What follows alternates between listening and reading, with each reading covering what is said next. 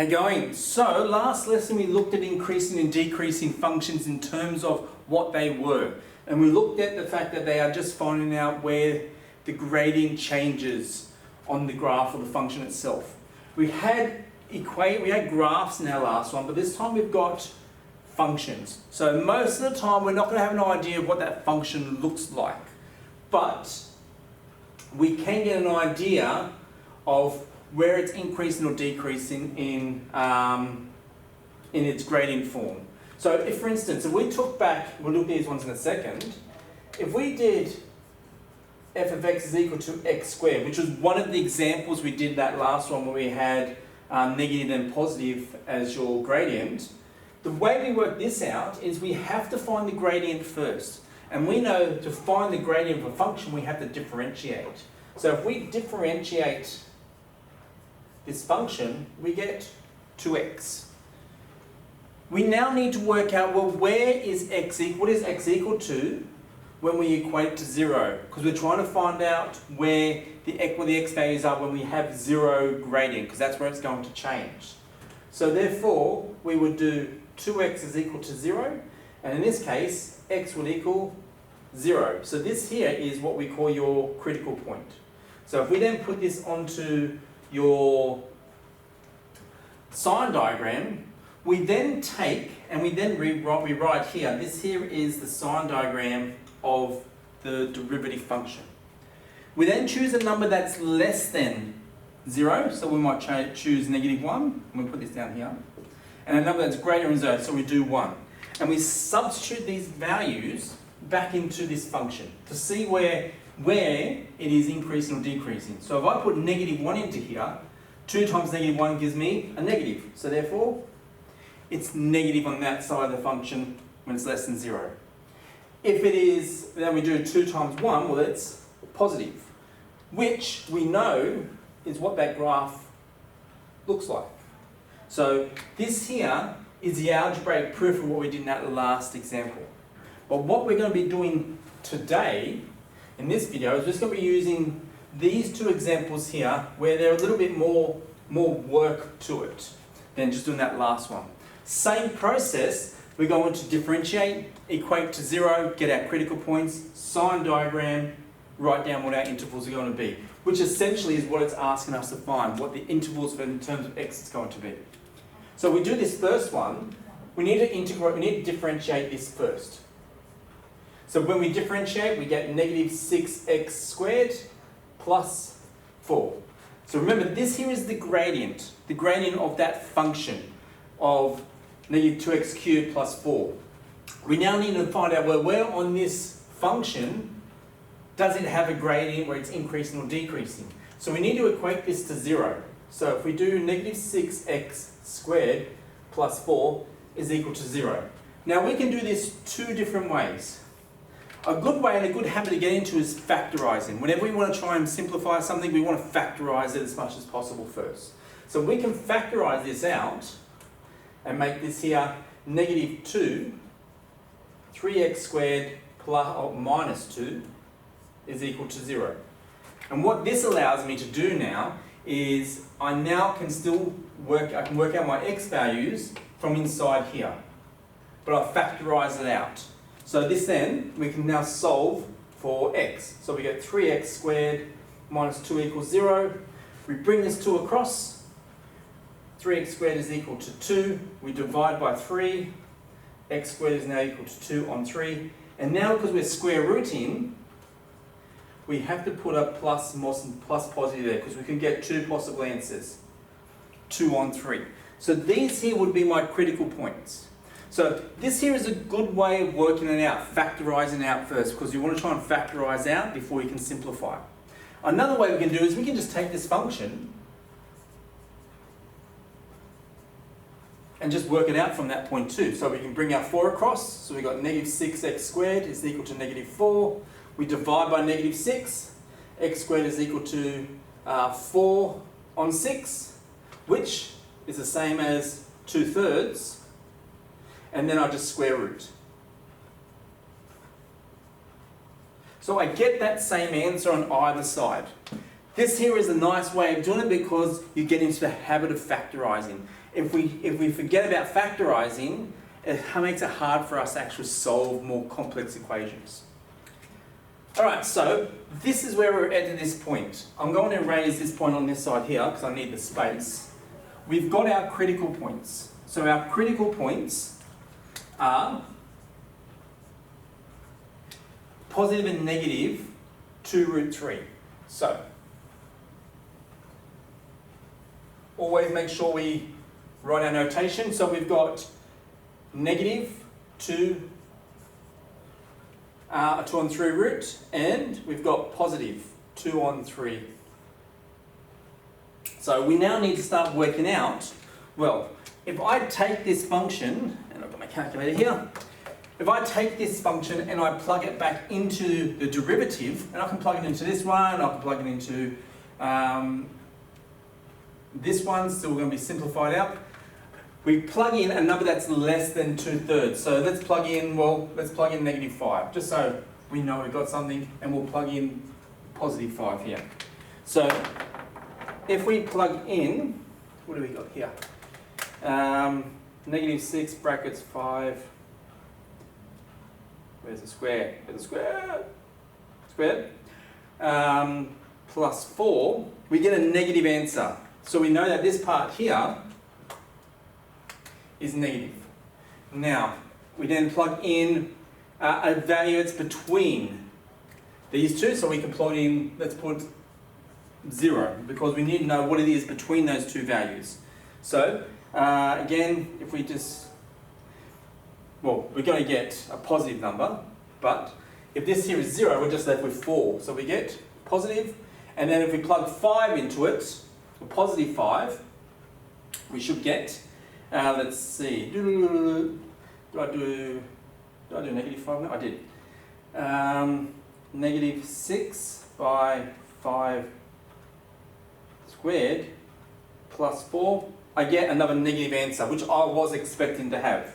Okay, so we've now got our decreasing function before it reaches negative 2's root, between 2 and negative 2 root 3 and positive root 2 3, it's positive, and after this part here, it then becomes negative again. So if we're going to write our intervals, we would say, blue pen, when it's increasing when it's between. So negative is less than or equal to x, which is less than or equal to positive. And then it's decreasing when it's x is less than or equal to negative root 2 on 3, and when x is greater than 2 on root 3. So this here is the ultimate answer we're trying to get to for this type of question. We need to go through all this information because we don't have that graphical representation to help us work it out. So this here is your final answer in terms of the intervals where the function itself is increasing or decreasing. All right, so let's have a look at the second example. All right.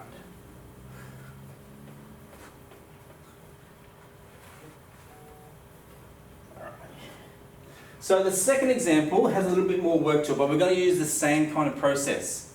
In this second example, we're going to differentiate it first. So when we differentiate this, we get negative 12x squared plus 15x plus 18. Okay. Here we're going to have to factorize out because we're not going to use that graphics calculator to be able to find out the two critical points. A lot of times you're going to have to use algebra for this. So what we can do here is we can factorize this by a common factor. And the largest common factor I can think of in this part would be negative 6. Okay, nope, that's 30. That should be 30, not 15. Negative 6. So let's do that here. So we bring out negative 6, we get 2x squared minus 5x minus 3. Okay, so we've now got this function here where I can now start finding two possible solutions for x. I can't divide by 2 because I'm not going to deal with fractions. I don't want to deal with fractions in this, and we generally don't want to. So One way we can work this is we can use that cross method. So we can ask ourselves, what two values help us work out this answer? Well, we know we got 2x and we got x. And what two possible numbers do we use to help us multiply -3? Well, it's got to be 1 and 3. We could interchange these somehow. What we're trying to do here now is we're trying to work out when I multiply these two values, the sum of the product of these two values, I should get this answer. And when I find the product of these two answers, I should get this. So one of these have to be negative. And the best way I can think about this here is if I make 3 negative and I multiply that with 2, I get -6x. And if I multiply 1 with x, I get x. If I add those together, I get -5x. So therefore, there's my -5x. And 1 times 3 is -3. So there's my -3. I've used this cross product to help me work out what my possible values could be, or my factors. And all I do here now is just write out each pair. So therefore, my factor pairs here would be 2x plus 1 and x minus 3 is equal to 0.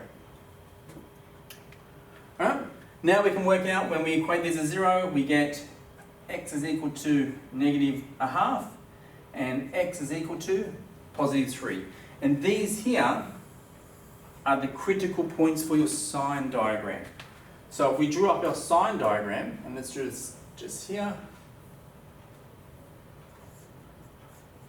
we put in our critical points, we've got -1/2 and we've got +3.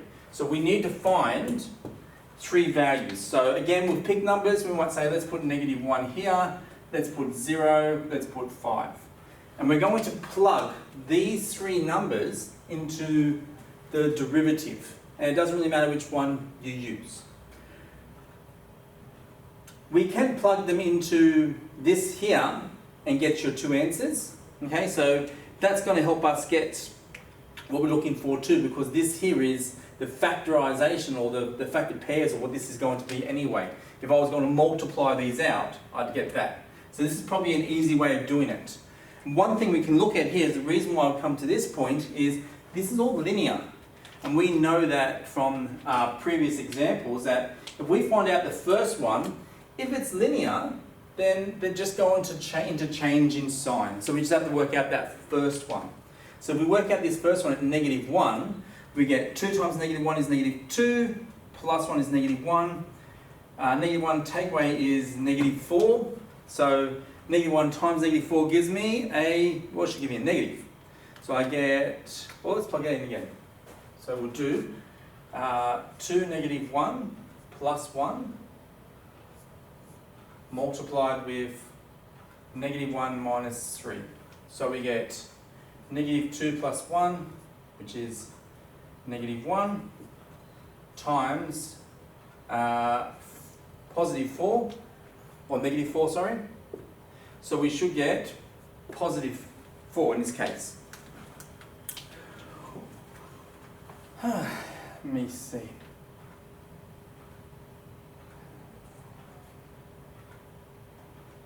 So I know that I should look here that I should get a negative kind of answer. So therefore, or positive answer, sorry. So therefore I can interchange this and say that I've got these 2 types of values going on.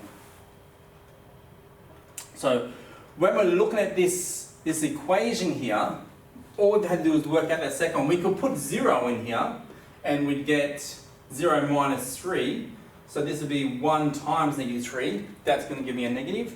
And then if I put +5 in here, I should get another positive going on. So here we can now write out what our intervals are going to be. So we can say that when it's increasing, we can say it's increasing when x is less than or equal to -1/2, or when x is greater than or equal to 3, and it's decreasing when -1/2 is less than or equal to x, which is less than or equal to 3. So this here would be our interval notation for that second one. So, in this terms of these equations here, we've worked out the derivative because we're trying to find the gradient. We then equate that to 0, or factorising down so we can equate it to 0, and then we get our critical points. We place those critical points in the sign diagram, which gives that visual idea of where it should be, and then we write in interval notation where that gradient or that graph is increasing. So for instance, we know that it's increasing here, so we can say it's increasing, decreasing, and increasing again. So it kind of looks like that. All right. The heights of your y values for when x equals this here, we can work it out by substitute back in, but you don't need to. All right. That is using the algebraic method of finding increasing and decreasing functions. I'll see you in that next one.